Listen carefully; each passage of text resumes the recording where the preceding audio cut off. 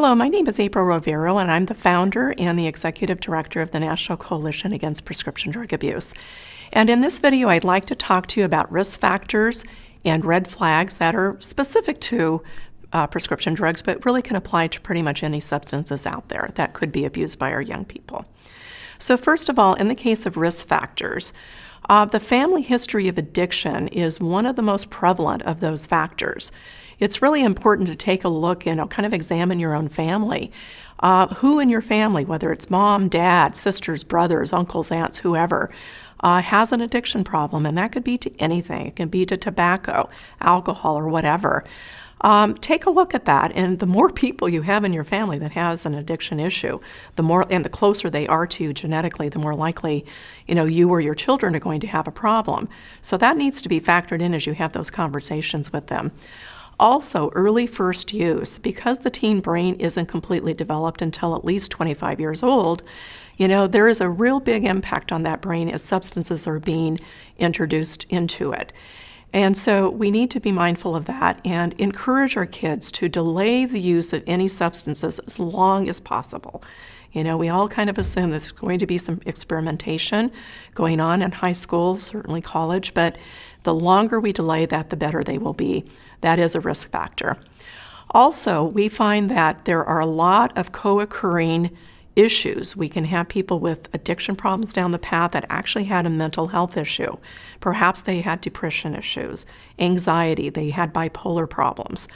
What we find is that often there's a self-medicating element. People are looking to feel normal, to stabilize, and so it's not uncommon for them to seek out substances to get that taken care of. And if there's any kind of childhood trauma, that could be a death in the family, especially if it's a close, family member. If there's a divorce between mom and dad, if there's abuse of any sort of that child, it's not uncommon for them to seek out substances to try to deal with that stress and the feelings that come along with those things.